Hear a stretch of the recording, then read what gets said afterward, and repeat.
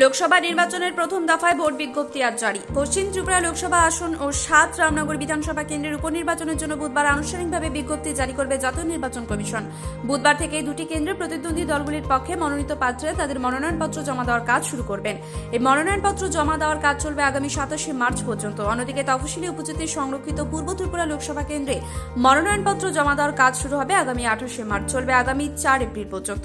পশ্চিম ত্রিপুরা জেলাশাসক কার্যালয়ের কনফারেন্স হলে আয়োজিত সাংবাদিক সম্মেলনে কথা জানিয়েছেন ত্রিপুরার মুখ্য নির্বাচনী আধিকারিক পুনিত আগরওয়াল। পশ্চিম ত্রিপুরা লোকসভা আসনে মোট ভোটার রয়েছে 14,61,836 জন। অন্যদিকে তফসিলি জনজাতি সংরক্ষিত পূর্ব ত্রিপুরা লোকসভা আসনে মোট ভোটারের সংখ্যা 13,95,089 জন। পাশাপাশি 7 রামনগর বিধানসভা কেন্দ্রের উপনির্বাচনে গণদেবতারা ফের তাদের জনপ্রতিনিধি নির্বাচনে ভোটাধিকার প্রয়োগ করবেন 19 এপ্রিল।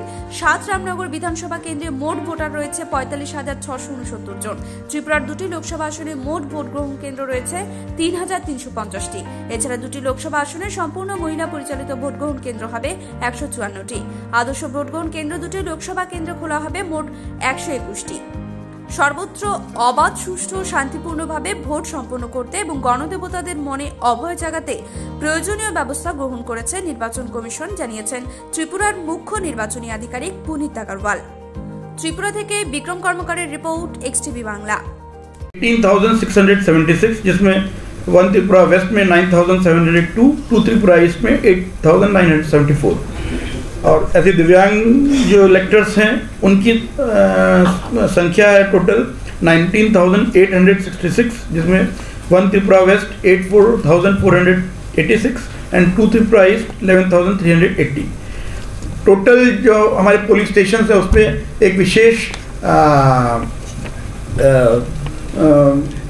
प्रयास किया गया कि जो पोलिंग स्टेशंस हैं उसमें विमेन, यूथ, दिव्यांगजन, उनको भी हम लोग एक उनकी जो कैपेबिलिटी है वो उसको और हम लोग दिखाएं। उस दृष्टि से जैसे इलेक्शन कमीशन का भी गाइडलाइन है, उसके अंतर्गत हर असेंबली सेगमेंट जो हैं उसमें हमारे सब में एक कम से कम यूथ मैनेज पोलिंग स्टेशन होगा, एक आपका PWD मैनेज पोलिंग स्टेशन होगा, 2 minimum women manage polling station होंगे और 2 मॉडल पोलिंग स्टेशन होंगे। मॉडल पोलिंग स्टेशन है जिसमें सभी एश्योर्ड मिनिमम फैसिलिटीज़ के साथ साथ और फैसिलिटीज़ भी होंगी जिससे लोगों को वहाँ पे वोट देने में और सुविधा हो, उनको वहाँ पे फेस्टिव एनवायरनमेंट मिले।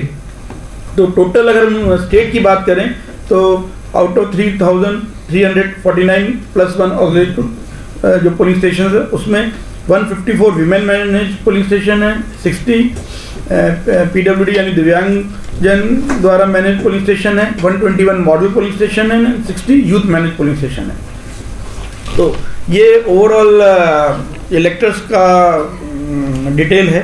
इसके अलावा आपका जो जो लोग इलेक्शन ड्यूटी में एंगेज रहेंगे, चाहे वो पोलिंग पर्सनल हो, चाहे पुलिस पर्सनल हो या और अलग अलग कार्य में जो लोग होंगे जिनको इलेक्शन डे में, पोल डे में अपने पोलिंग स्टेशन में जाके वोट डालने की सुविधा नहीं हो पाएगी क्योंकि वो इलेक्शन काम में व्यस्त होंगे, ऐसे लोगों को पोस्टल बैलेट के द्वारा वोट देने की फैसिलिटी होगी। साथ ही साथ क्योंकि ये पार्लियामेंट्री कॉन्स्टिट्यूंसी है, इसमें even EDC election duty certificate उसकी भी सुविधा रहेगी, जिसमें कोई भी अगर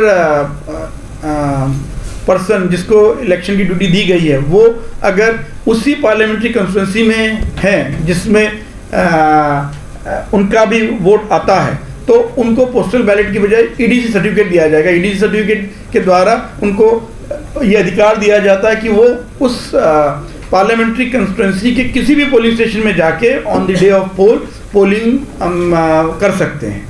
तो वो इसलिए वो कोई भी पोलिंग स्टेशन हो सकता है। तो इसका मतलब ये हुआ कि वो जिस भी पोलिंग स्टेशन में जा रहे होंगे उद्देश्य यही रहता है कि वो अपने पोलिंग स्टेशन में नहीं जा पाएंगे, इसलिए उनको EDC दिया जाता है, यानी कि वो किसी और पोलिंग स्टेशन में जा रहे होंगे जो उनकी ड्यूटी के एरिया के आसपास होगा। तो उसका अगर हम सिंपल मीनिंग देखें यानी कि उस इलेक्टोरल रोल में जितने भी नाम होंगे उससे ये नाम ज़्यादा होंगे, मतलब वो उसमें एडिशन होगा। अगर आप मान के चलिए किसी पोलिंग स्टेशन से 1000 वोटर्स हैं तो वहाँ पे अगर आपके 5 लोग EDC वोट डालने आएंगे तो 1005 बन जाएगा। तो उसका मतलब ये ना माना जाए कि इसमें नंबर ऑफ वोटर्स बढ़ कैसे गए? अगर उसमें 100,000 ही थे तो 1,005 कैसे हो गए? क्योंकि ईडीसी देने का मतलब होता है कि उनका जो ओरिजिनल इलेक्टोरल रोल है उसमें उनका नाम स्ट्राइक आउट कर दिया जाता है कि वहाँ पे वो वोट मतलब क्योंकि वहाँ से उनको हटा दिया गया और वो किसी ना किसी और जगह डालेंगे, तो ओवरऑल टोटल जो इलेक्टर्स है जो भी हमने संख्या बताई वो सेम रहने वाली। लेकिन ऐसे लोगों को इलेक्शन ड्यूटी में क्योंकि वो अपने पोलिंग स्टेशन में नहीं जा पा रहे हैं इसलिए नियरेस्ट पोलिंग स्टेशन में जाएंगे, तो उस वजह से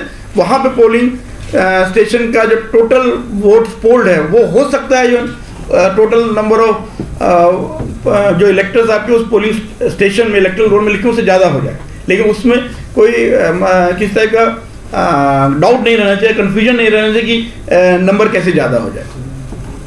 तो ये इसलिए, और जो लोग ऐसे एरिया में होंगे जहाँ पे उनका वो पार्लियामेंट्री कंस्टिट्यूंसी भी चेंज हो रहा है तो ऐसे में उनको पोस्टल बैलेट दिया जाएगा। अब पोस्टल बैलेट में जैसे लास्ट टाइम भी होता है एक फैसिलिटेशन सेंटर खोला जाएगा, जो नॉर्मली जो एसडीएम्स हैं वो अब सब डिवीजन हेडक्वार्टर में फैसिलिटेशन सेंटर खोला जाता है और वहाँ पे कंसर्न जो भी इलेक्शन ड्यूटीज़ में लिंक्ड ऑफिशियल्स हैं वो आके अपना पोस्टल बैलेट वहीं पे कास्ट करके वहाँ पे ड्रॉप कर जाते हैं, मतलब जो एक बॉक्स रहता है तो उस वे में ही रहेगा। पोस्टल बैलेट में बस स्पेशली इलेक्शन कमीशन का जो डायरेक्शन है कि वो पोस्टल बैलेट भी फैसिलिटेशन सेंटर के थ्रू ही दिए जाएंगे, मतलब जिनको भी पोस्टल बैलेट इश्यू हो रहा है वो फैसिलिटेशन सेंटर में आके वोट डालेंगे, उनको घर में जाके पोस्टल बैलेट देने की फैसिलिटी नहीं है। So there is no provision for sending the postal ballot by post or through special messenger. वो उनको ही फैसिलिटेशन सेंटर में आके पोस्टल बैलेट जो इशूड है उसके थ्रू उनको वोट देना है। तो ये मतलब स्पेशली ध्यान देने की बात है। इसके अलावा जितने पोलिंग